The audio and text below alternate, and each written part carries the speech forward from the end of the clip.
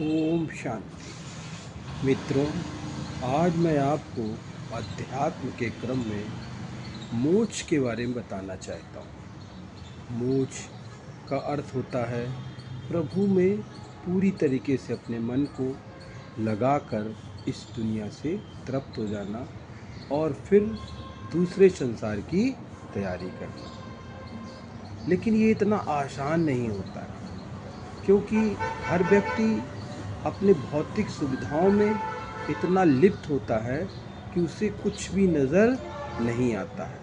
वो सदैव इसी आध्यात्मिक सुख की लिलप्सा में ऐसा लगता रहता है कि उसे कुछ भी और करने की इच्छा नहीं होती।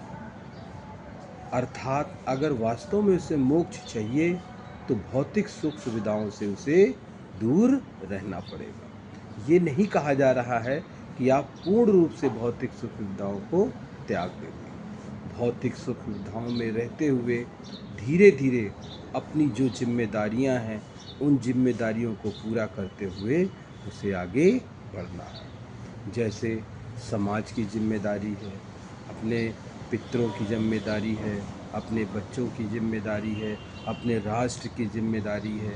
ये जितनी भी जिम्मेदारियां हैं उसको उसे निभाना ही पड़ेगा। जब वो इस तरीके से अपनी जिम्मेदारी निभाता रहेगा तो धीरे धीरे एक ऐसा क्रम आता है, क्योंकि हमारे जीवन में 4 आश्रम होते हैं, जिसमें लास्ट आश्रम हमारा कहलाता है वानप्रस्थ आश्रम। फिर उसके बाद आता है संन्यास आश्रम, मतलब हम लोग वन की ओर जाएंगे और उसके बाद फिर हम संन्यास आश्रम की तरफ बढ़ जाएंगे। लेकिन ये आप मान लीजिए, गृहस्थ आश्रम से बड़ा कोई भी आश्रम नहीं होता है। तो हमें अपने गृहस्थ आश्रमों की भी जिम्मेदारी पूरी करते हुए आगे बढ़ता रहना है।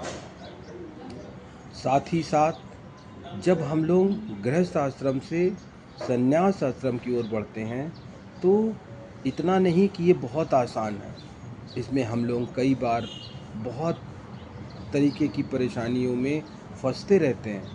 हमें उन स्थितियों को भी झेलते हुए हमें संन्यास आश्रम की ओर बढ़ते रहना है। संन्यास आश्रम 2 शब्दों से बना है, सन्न प्लस आश्रम। एक ऐसी स्थिति जहाँ पर हम अपनी सारी मन की इच्छाओं को पूर्ण करने के बाद सारा मन अपने ईश्वर में लगा दें।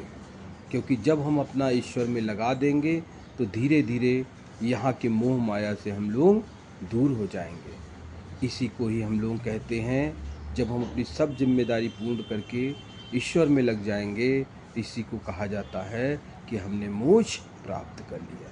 ओम शांति।